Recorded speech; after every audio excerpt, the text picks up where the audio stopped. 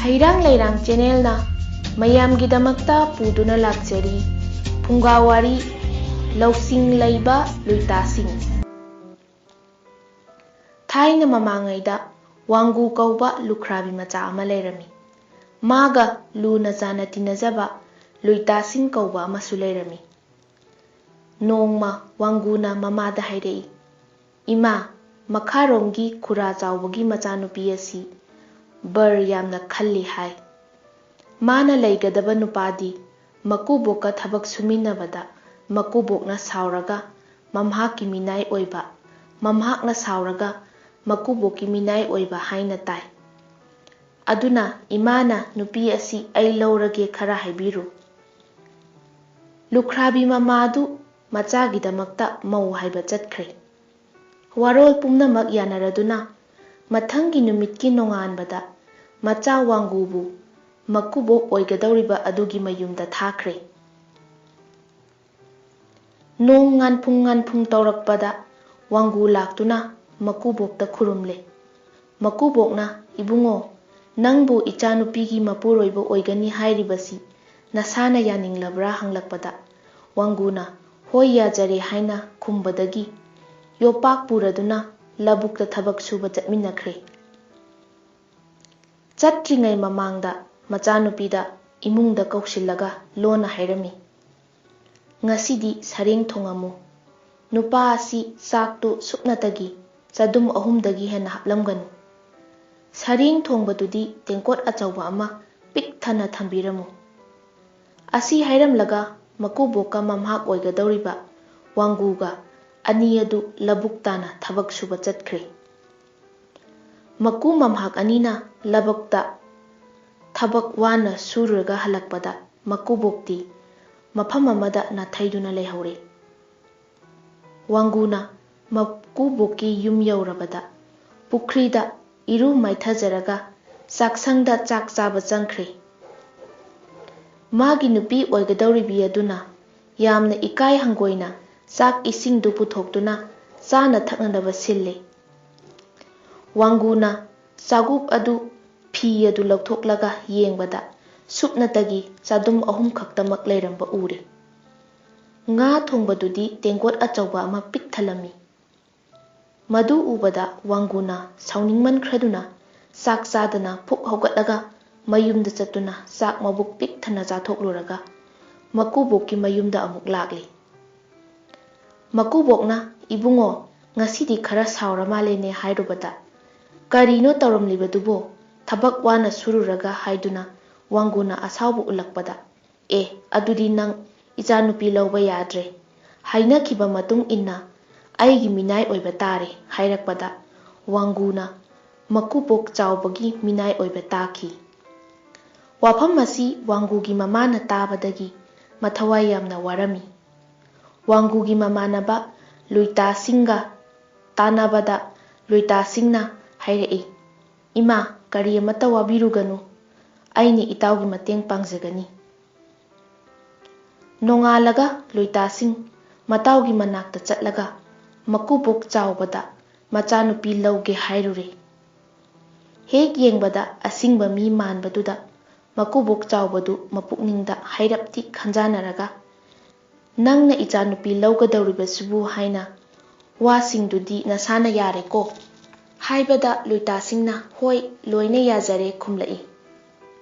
Adudagi makoyani labukta thabak suba chatkre. Chatlamdaida machanupida lausing pumnamak taklami. Labukta thabak suba matamda Luitasingna ahandudagi hena kanna thabak sui. Ahandu matung inba ngamlaktre. Wai hairurabadi nahadugi minai oiba tai haiduna madusu haidre. Ahandu wabane chak lambane mamit tandan pairi. Chak chaba thengkhrani chatsi hairurabasu simatanga haiduna mathang suthai. Ahandu mabukningda nahadubu yamna sauningi. Sauba hek utlubada minai oigadawri haiduna saubadi uttana Luitasingi makhutta pairiba yottu mulle. Aduga makhoi ani mayumda kaminarakle. Chak chaminabadasu chak chadum ahumga nga thongba tenggot chauraba amaga puthorei. Luitasingna nga thongba tenggot achawbaduma loina chathokle. Sakna sadum ahumdudagi ama lauraga machet ama charaga thamle. Nupi laisabiduna sak sadum ahumdu phawba ngamdriba karigino hangbada masidi anabagi chakni aina chabada ngamloidabani haina khumle. Makubokna masigi nupasidi singadaurida haiduna mathangi numitta thangol ama puthoraklaga Luitasingda hairei. Se thangol asi puraga lau khawru. Yamna thauba thangolni matomta pangkhawda khawjabani. Luitasingna thangol adu puraga labukta lau khawba chatkri. Aduga thangol adu laurakta langsilamlaga habu amagi mathakta tumduna laithokle.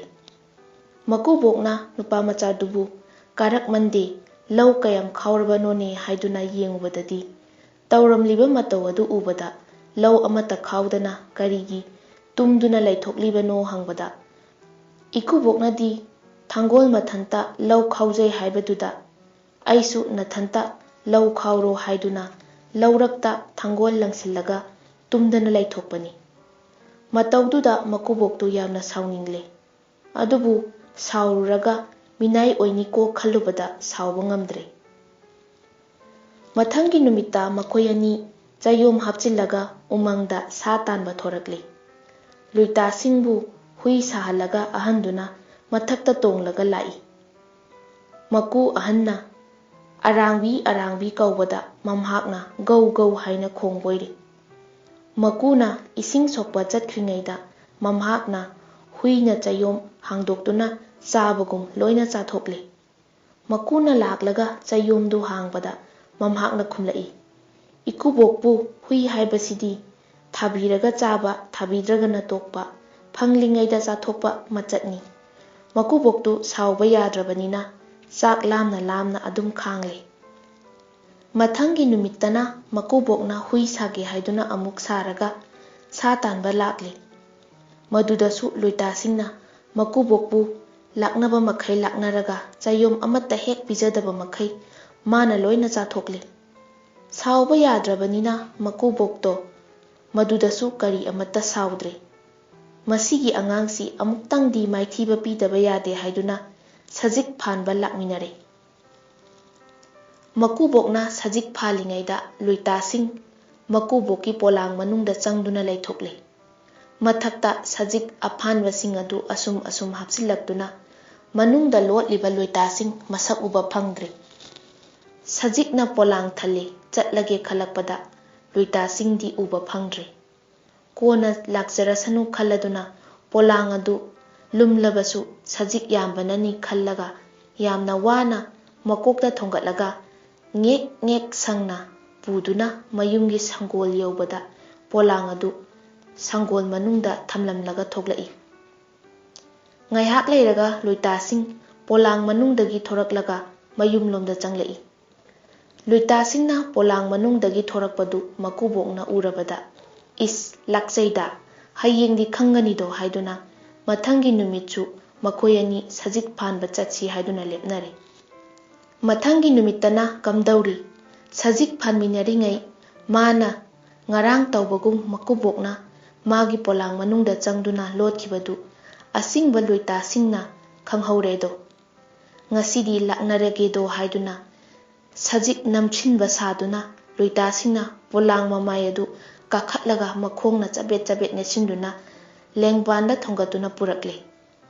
Sanggon yaurabada dam launa amuktang thadababu makuboktu makhwang tekle.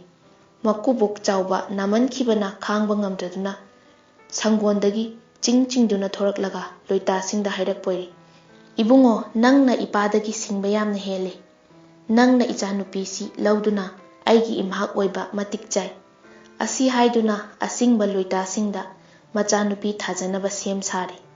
Luitasingna aina laugadaba nupi natte. Itaw wanguna laugadabani. Aidi itawgi mateng adumak pangjabani haiduna matawda loina pithokle. Wanguna haraumanbadagi khumpham khangkhide nupi adu luhongduna laure. ꯃꯀꯨꯕꯣꯛꯀꯤ ꯃꯔꯜ ꯃꯊꯨꯝ ꯄꯨꯝꯅꯃꯛꯁꯨ ꯃꯍꯥꯛꯅ ꯐꯪꯍꯧꯔꯦ꯫ ꯃꯔꯨꯞ ꯂꯨꯏꯇꯥꯏꯁꯤꯡꯒꯁꯨ ꯍꯥꯟꯅꯗꯒꯤ ꯍꯦꯟꯅ ꯆꯥꯟꯅꯅ ꯇꯤꯟꯅꯗꯨꯅ ꯃꯔꯨꯞ ꯅꯨꯡꯁꯤꯅꯗꯨꯅ ꯃꯔꯤ ꯇꯠꯅꯈꯤꯗꯦ꯫ ꯂꯧꯁꯤꯡ ꯂꯩꯕ ꯃꯤꯗꯤ ꯃꯇꯝ ꯄꯨꯝꯅꯃꯛꯇ ꯃꯥꯏ ꯄꯥꯛꯏ꯫ ꯂꯧꯁꯤꯡꯅ ꯁꯥꯃꯨ ꯐꯥꯏ ꯍꯥꯏꯕꯁꯤ ꯂꯨꯏꯇꯥꯁꯤꯡꯒꯤ ꯋꯥꯔꯤ ꯑꯁꯤꯗꯒꯤ ꯈꯪꯕ ꯉꯝꯃꯤ꯫